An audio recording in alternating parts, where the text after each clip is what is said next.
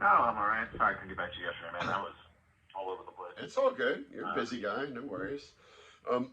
I just like to stay. I make my calls in the morning before my day gets too busy. So that's all. You're on my list to just kind of give a ring before I head out the door and um, see if they had any feedback or what you wanted to do, if anything. Yeah, I showed them what you had sent over, Yep. and they were like, no, we're not going that low. Okay. And especially for a seller finance, they're like, no, seller finance. They're like your text said, if you can get, they can give you, a better loan. Yeah. They're like, okay, just go get a bank loan then. Yeah. Well, I mean, the problem with that is it's really expensive to borrow money from a bank aside from an interest rate. And so, I mean, I just never do it anyway because it's so hard to, the second you start getting loans, then it becomes difficult to scale. And I go for volume, but I mean, you know, especially when it, I don't know. They just don't sound very motivated, but, well, whatever. That, I'm probably not your buyer on that one. Do you have anything else that might be interesting?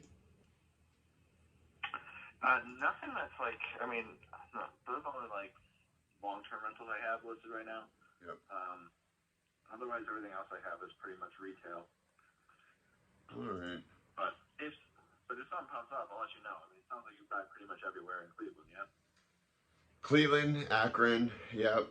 hmm Those are my sweet spots. Okay. So, I don't need Yeah, I see anything your that's, Akron number. yeah, I don't, it doesn't need to be updated. It just, because it's Section 8, so it can be outdated, but it needs to be clean. It needs to be able to pass a Section 8 inspection. Yep. Yeah. So, all right. Well, look, I appreciate you presenting it to him. That's all I can really ask, and I certainly know that it's not for everybody, but yeah, with his like I said in my text, that 7% interest rate. I mean, that's not a very realistic.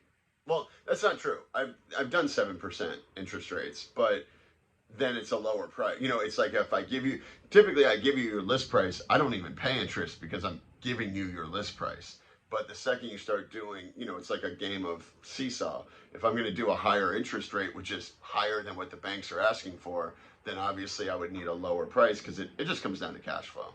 But I know I'm kind of preaching to the choir on that one. So, yeah, and I mean, hey, man, if you're getting people to take that, like, and then their list price, but they're not charging any interest. I mean, yep. that's gold right there. Yeah, I totally get it. Yep.